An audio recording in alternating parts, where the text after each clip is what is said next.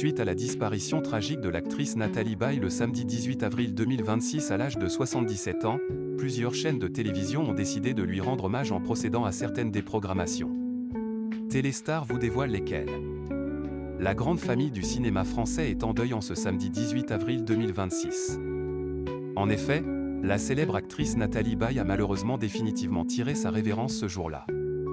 C'est sa famille qui a annoncé la triste nouvelle par l'intermédiaire d'un communiqué transmis à l'AFP. En fait, la mère de Laura Smet est décédée des suites de la maladie à cor de Lewy à l'âge de 77 ans.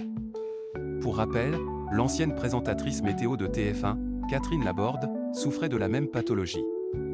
Concrètement, les personnes atteintes de cette maladie présentent des signes de démence.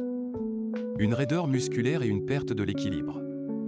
La famille de Nathalie Baye a par ailleurs précisé que l'actrice s'était en fait éteinte à son domicile parisien dans la soirée du vendredi 17 avril 2026.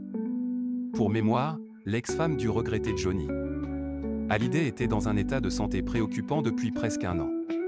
Plusieurs films de Nathalie Baye vont être diffusés à la télévision dans les prochains jours. Fidèles à leurs habitudes, certaines chaînes de télévision ont décidé de procéder à quelques déprogrammations, afin de rendre hommage à la défunte actrice. Par exemple, France 2 va bouleverser sa soirée du dimanche 19 avril 2026.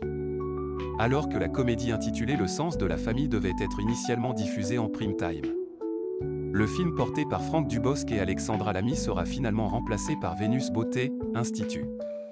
Ce long métrage, sorti en 1999, met en scène Nathalie Baye dans le rôle d'une esthéticienne prénommée Angèle.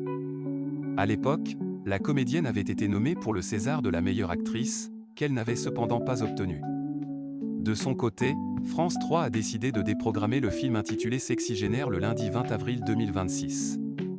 Ce jour-là, la chaîne publique diffusera en prime time Le Petit Lieutenant, un long métrage sorti au cinéma en 2005. Canal+ proposera à ses abonnés une douzaine de longs métrages mettant la défunte actrice en scène. C'est justement grâce à son rôle dans ce film que Nathalie Baye avait décroché le César de la meilleure actrice pour la deuxième fois de sa carrière. De son côté, Arte rediffusera le long métrage baptisé La Beau Lépin le même jour en prime time.